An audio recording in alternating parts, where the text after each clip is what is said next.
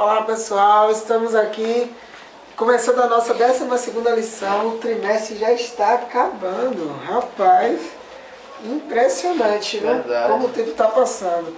A nossa lição que continua com reavivamento e reforma. Mais uma vez tratando da reforma, agora tratando sobre os relacionamentos, curando relacionamentos quebrados. E o verso para memorizar, Carlos, dessa semana? Porque se nós, sendo inimigos, fomos reconciliados com Deus pela morte de seu Filho, muito mais, tendo sido já reconciliados, seremos salvos pela sua vida. Pois é, a lição 5:10.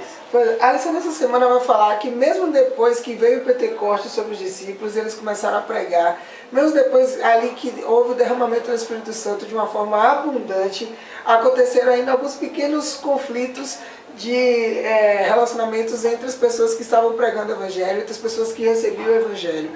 E a lição vai falar assim que o poder do Espírito Santo ele aproxima as pessoas e faz com que as pessoas possam estarem juntas em um único propósito, em um único objetivo.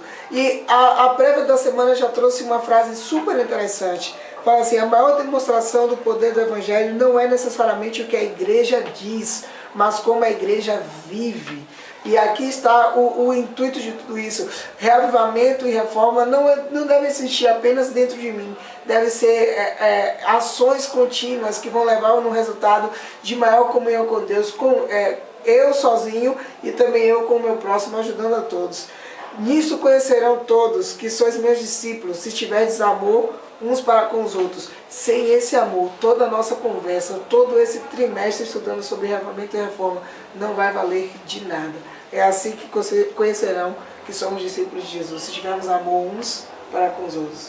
Nesse domingo, Carlos, o que é que temos? A lição de jovens começa falando sobre o coração reidratado.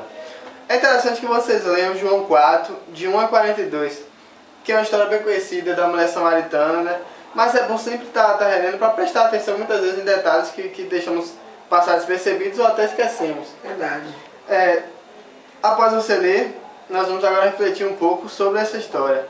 Imagine aquela situação, aquela mulher indo buscar água, com um balde pesado, sol escaldante, ela se sentindo só, porque ela estava sozinha.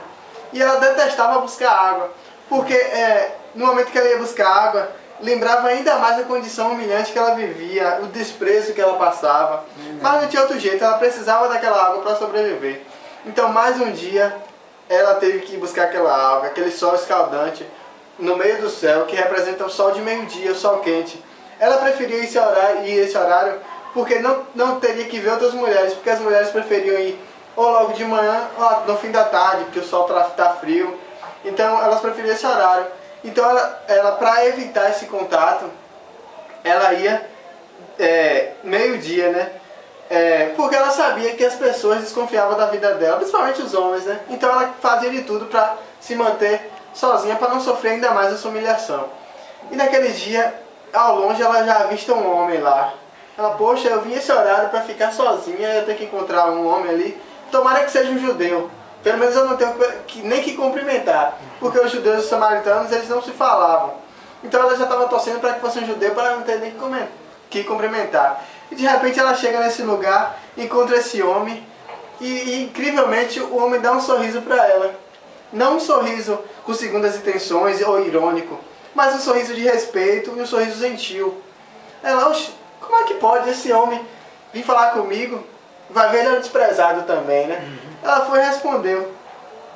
Mas ficou super surpresa quando o homem chega para ela e pergunta se pode beber um pouco de água. Ela, pô, judeu falando comigo? Eu vou ajudar. Foi e serviu aquele homem, né? Saciou a sede do judeu, que era Jesus Cristo, como nós vimos na história, né? Mas o melhor de tudo está por vir, pessoal. Porque aquela mulher, ela chegou naquele poço ali com a vida em ruínas. Ela sofreu desprezo, a humilhação, não tinha perspectiva alguma de vida, simplesmente viver para sobreviver. Mas bastaram poucos minutos na presença de Jesus para que a vida dela fosse transformada. Bastaram gotas da água da vida, gotas que vieram daquela fonte de vida, que é Jesus Cristo, para que as fibras do corpo dela fossem reidratadas. A vida dela passou a ter um novo sentido depois que ela encontrou Jesus Cristo, né? Naquele momento, Jesus deu perdão a ela e, acima de tudo, deu uma folha em branco para que ela pudesse apagar todo o seu passado e criar uma vida a partir dali, né? Uma vida aos pés dele. Então aquela mulher ficou radiante ao sair dali, porque ela teve uma transformação de vida.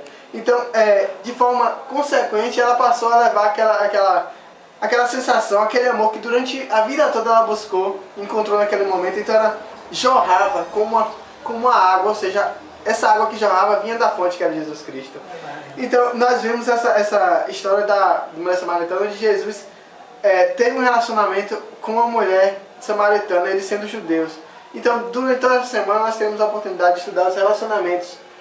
E começamos vendo que Jesus ele rompeu essa barreira do preconceito, a barreira da inimizade entre os dois povos. Né? Verdade. A lição de adultos trouxe o exemplo de Paulo, quando Paulo e Barnabé se desentenderam por causa de João Marcos. João Marcos não conhecia muito os perigos que poderiam ter a pregação do Evangelho, por isso foi para casa. Paulo ficou muito chateado com a situação, achou que João Marcos era um cara muito medroso, que não seria útil para a pregação do Evangelho, enquanto que Barnabé queria justamente demonstrar amor para aquele homem que, por ocasião de ainda ser novato na missão de pregar o Evangelho, ficou com medo. E o interessante é que Paulo, que era o apóstolo do perdão, que falou tanto sobre ser perdoado sobre Jesus, agora necessitava perdoar. Necessitava agora aprender a perdoar o jovem pregador.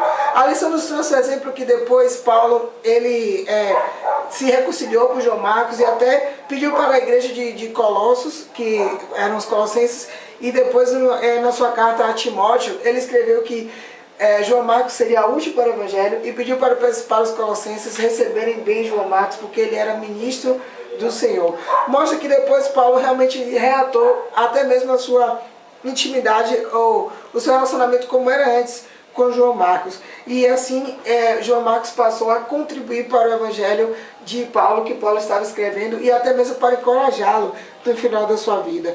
O interessante é que existe uma coisa muito forte em relação aos nossos relacionamentos quando eles se rompem. Existe uma diferença que a lição até nos chamou a atenção na nossa perguntinha de baixo. O perdão não significa reconciliação. Por que o perdão é tão importante e por que às vezes acontece o perdão sem a reconciliação? Porque o perdão faz com que você tenha contato com Jesus. Enquanto você não consegue perdoar alguém, no seu coração há ódio. E onde tem ódio, Jesus não pode estar, já que ele é amor, ele é totalmente contrário ao ódio. A reconciliação significa você reatar tudo como era antes com a pessoa. Talvez isso não seja possível nos relacionamentos humanos. E nem Deus mesmo pede isso para nós. Ele pede que nós perdoemos. Porque o perdão faz com que nós possamos estar ligados a Ele. O perdão faz com que nós possamos fazer isso. Então, por isso é interessante nós conseguirmos perdoar. A lição usou o exemplo de Paulo para isso. Paulo perdoou e se reconciliou. Talvez você não se reconcilie, mas é importante perdoar para que Jesus esteja com você também. É isso aí, pessoal. Até amanhã.